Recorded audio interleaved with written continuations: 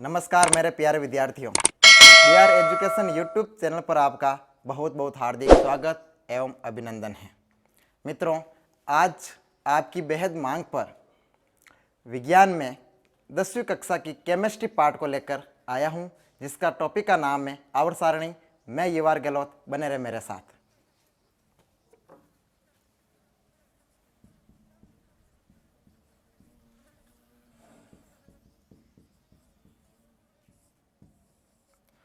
मित्रों, आवर्त सारणी पढ़ने से पहले आपको यह जानना अति आवश्यक है कि आवर्त सारणी की आवश्यकता क्यों महसूस हुई।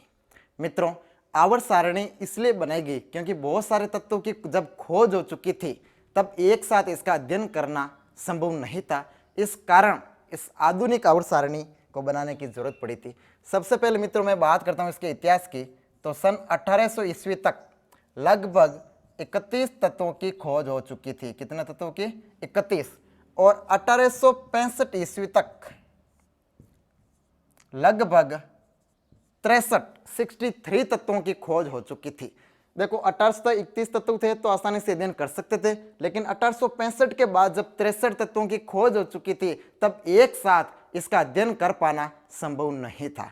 इस कारण 1865 के बाद सबसे पहले डोबराइनर ने तो चलो 1829 में ही प्रयास करना शुरू कर दिया था। डोबराइनर ने एक नियम दिया था, डोबराइनर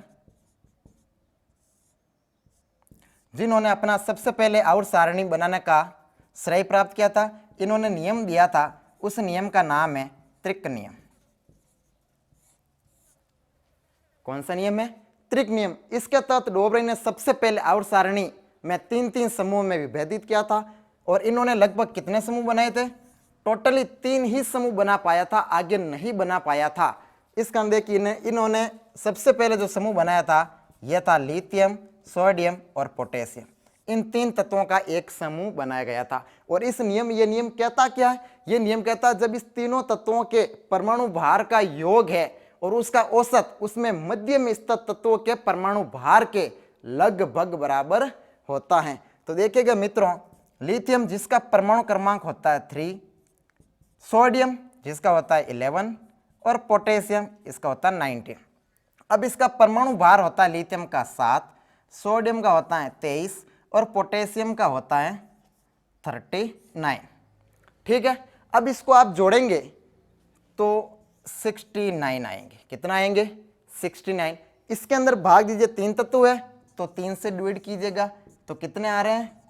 23 आ रहे। मित्रों 23 किसका परमाणु भार है? सोडियम का। तो ये त्रिक नियम कहता है कि भाई 3-3 तत्वों में से इस तीनों के जब परमाणु भारों का हम योग करके इसका औसत निकालते हैं तो जो मध्य वाला तत्व है इसके परमाणु भार के लगभग बराबर आता है। मित्रों इसी प्रकार इन्होंने दो समूह और भी बनाए थे। एक ये समूह बनाया था क्लोरीन ब्रोमीन आयोडीन का, और एक और बनाया था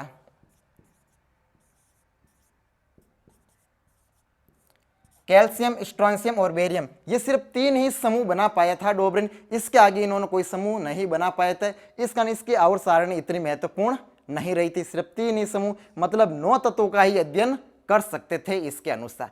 इसके बाद देखिएगा वैज्ञानिक आया था न्यूलैंड। कौन सा वैज्ञानिक? न्यूलैंड। और इन्होंने अपना नियम दिया था, उस नियम का नाम है अष्टक नियम। कौन सा नियम है? अष्टक नियम। मित्रों अब ये नियम क्या कहता है? न्यूलैंड ने कहा था अपने 8 तत्वों के समूह बनाए थे। कितने तत्वों के? 8। जरा देखिएगा कौन से 8 तत्व।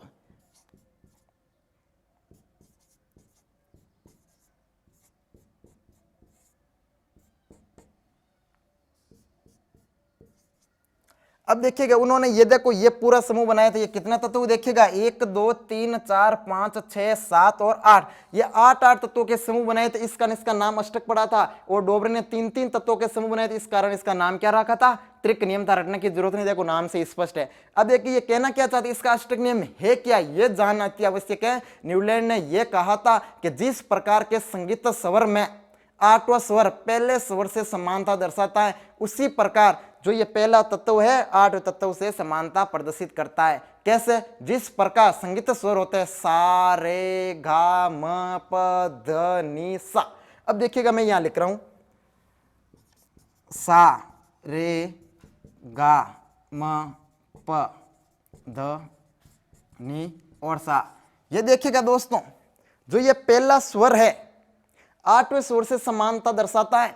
इसी प्रकार न्यूलैंड ने कहा था जो ये प्रथम तत्व लिथियम है, ये देखिए 8वां तत्व वापस सोडियम, इनसे समानता दर्शाता है। वो कैसे दर्शाता देखिएगा, लिथियम और सोडियम एक ही वर्ग में आते हैं और ये दोनों सारीय तत्व हैं। कैसे तत्व है? सारीय तत्व है। इसका मतलब न्यूलैंड ने यह सिद्ध किया था कि जो भाई पहला तत्व है 8वें तत्व से समानता दर्शाता है। इन्होंने एक और समूह, मतलब इसने 2 ही समूह बनाए थे।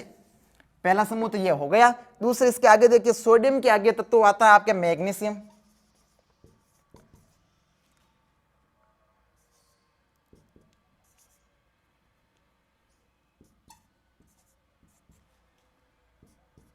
मित्रों अब देखिएगा, मैं आगे के फ्लोरीन के बाद नियोन आना चाहिए थे, क्लोरीन के आगे ऑर्गन आता है। लेकिन मित्रों उस समय तक जब न्यूलैंड ने अपना अष्टक नियम दिया था, उस समय तक 18 वर्ग यानी शून्य वर्ग के तत्वों की खोज नहीं हुई थी।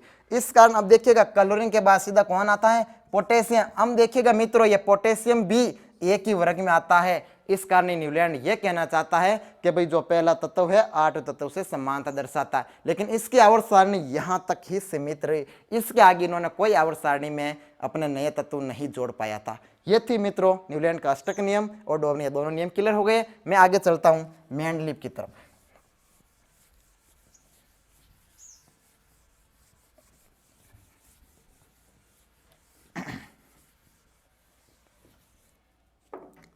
अब देखिएगा मित्रों, मेंडलीव ने काफी हद तक आवर्त सारणी को अरेंज करने का कार्य किया है। मेंडलीव ने, अब देखिएगा 1869, मेंडलीव ने आवर्त सारणी को काफी विस्तृत रूप से समझाया था और इसकी आवर्त सारणी में इन्होंने कितने आवर्त बनाए थे? 6 आवर्त बनाए थे। कितने आवर्त बनाए थे? 6 आवर्त। और वर्ग कितने बनाए थे? 8 वर्ग बनाए थे।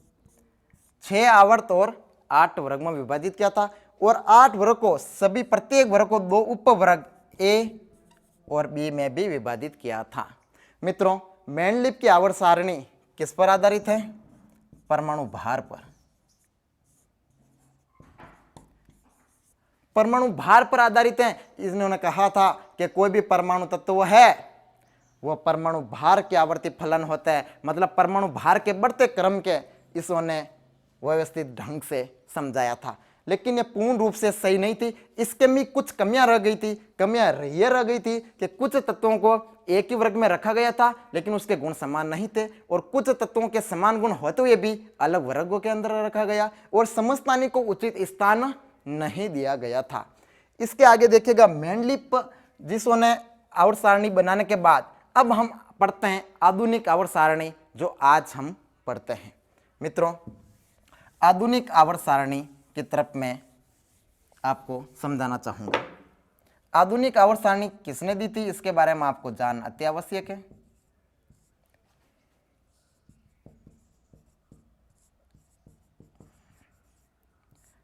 आधुनिक आवर्त सारणी मित्रों हेनरी मोजले द्वारा दी गई।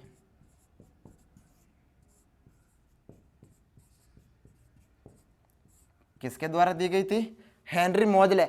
अब ये हेनरी मोजले ने किस रूप से व्यवस्थित किया था? मित्रों आपको एक शब्द ध्यान रखना है, परमाणु क्रमांक के हिसाब से। परमाणु क्रमांक, परमाणु क्रमांक से हेनरी मोजले ने आवर्त सारणी को व्यवस्थित किया था, जो हम आज पढ़ते हैं। और बहुत ही अच्छी तरह से इन्होंने पूरी आवर्त सारणी को व्यवस्थित किया था। और लगभग उन्होंने कितने आवर्त बनाए थे भाई? 7 आवर्त बनाए थे। ये अब आपको बातें याद रखनी है। 7 आवर्त। वर्ग कितने बनाए थे? 18 वर्ग। ये बातें आपको ध्यान में रखनी है।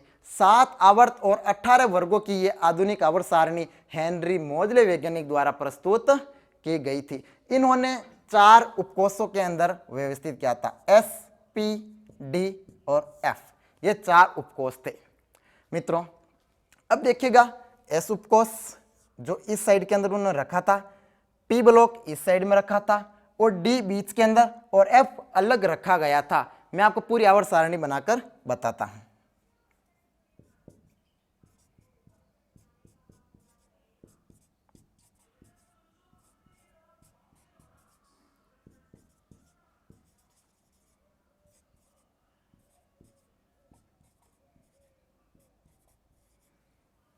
मित्रों, यह था उसका एस वर्ग।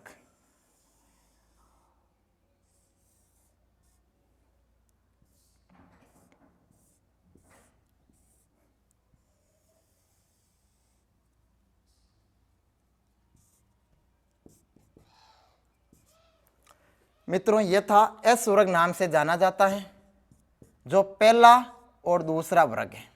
अब देखिए कितना आवर्त है उसने, देखिए 1 2 3 4 5 6 और 7, कितना आवर्त हो गई टोटल, तो 7 आवर्त हो गई है। और 18 वर्ग बनाए थे, इनमें से 2 वर्ग एस वर्ग से संबंधित हैं। अब देखिएगा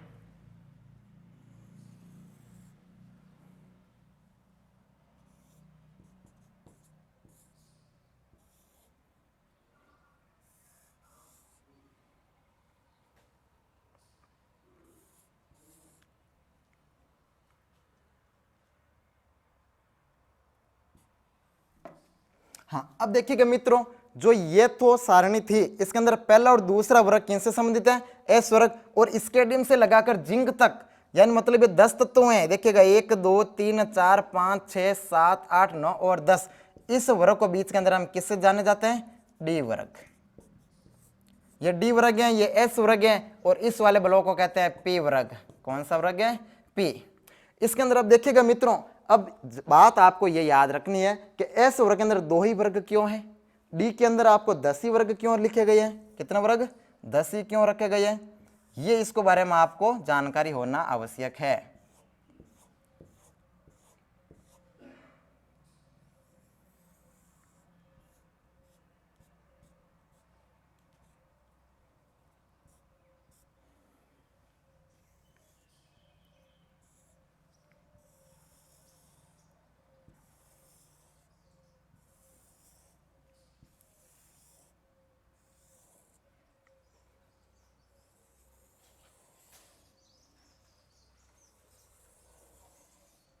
मित्रों, यह प्रारूप है ये आधुनिक आवर्त सारणी का। लगभग टोटल कितने तत्व है मित्रों, यहां तक तत्व होते हैं 118। कितने तत्व है, और पूरे के पूरे आज 118 तत्वों की खोज हो चुकी है, और 118 तत्व है जिसका प्रतीक है OG।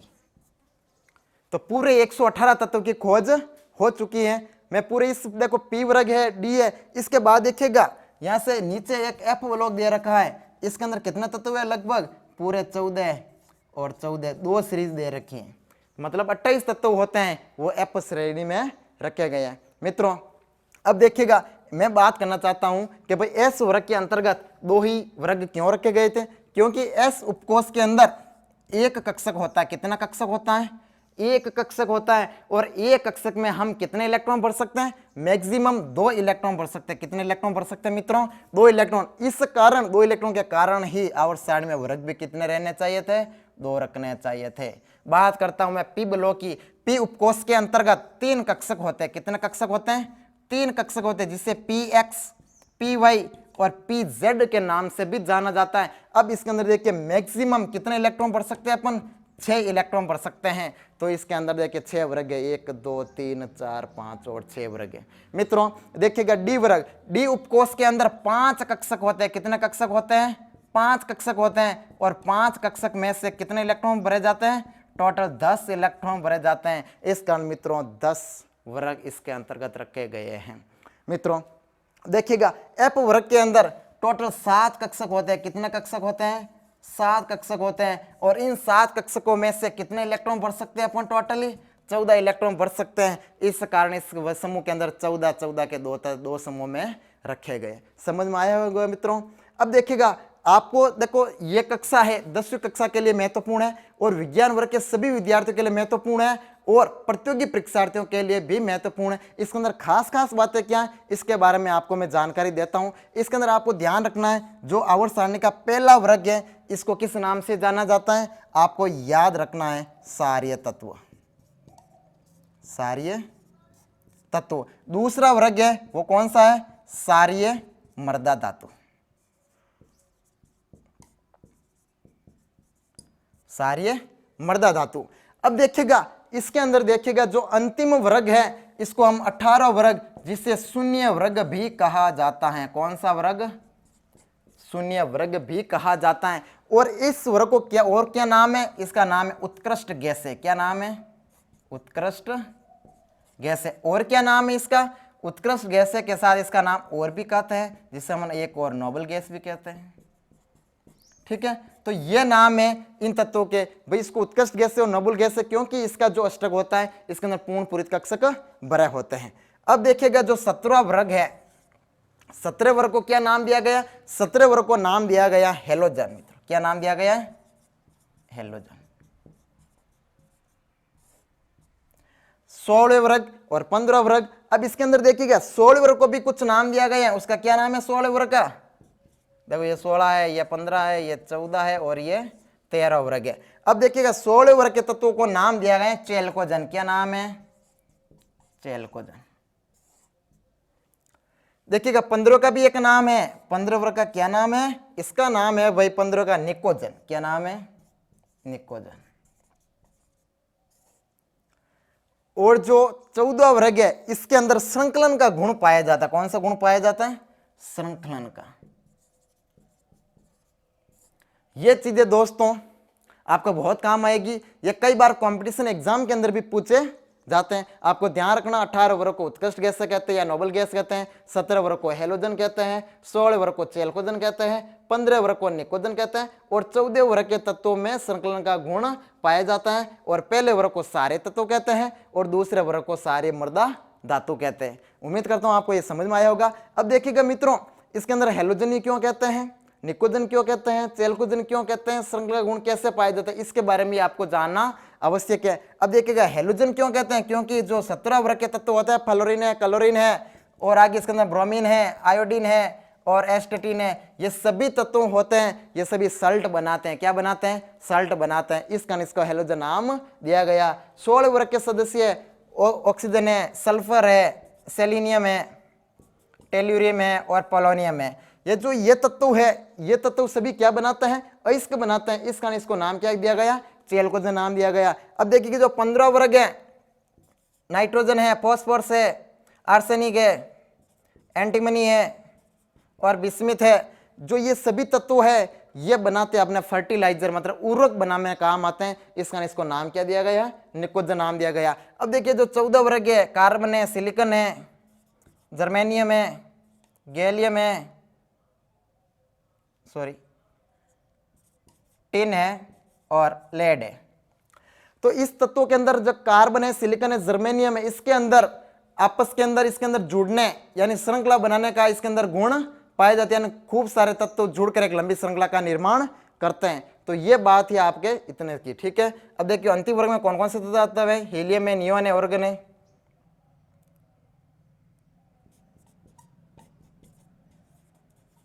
ठीक है, ये तत्व आ गए इसके अंतर्गत। इसको भी आप चाहो तो पूरी कर लो।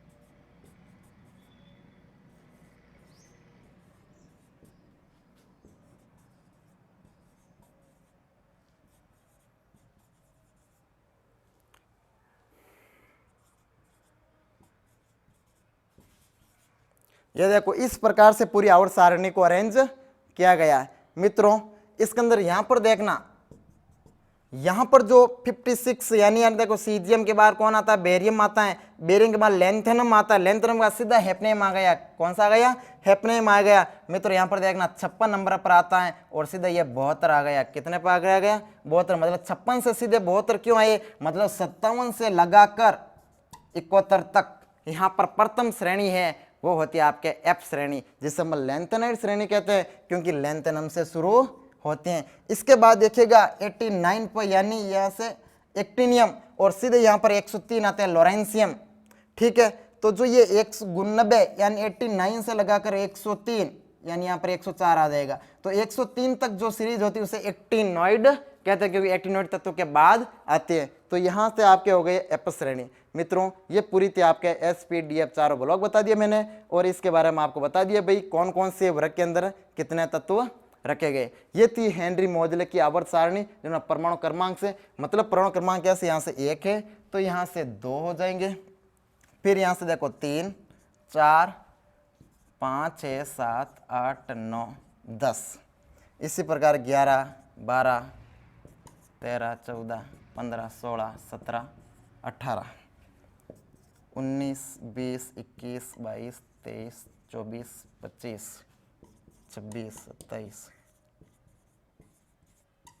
इसी प्रकार से पूरी चलती रहेगी। और अंदर पूरे आज 118 तत्वों की खोज हो चुकी है, ये आपको ध्यान रखना। ये थी आपकी आधुनिक आवर्त सारणी। मित्रों उम्मीद करता हूँ ये समझ में आएगी।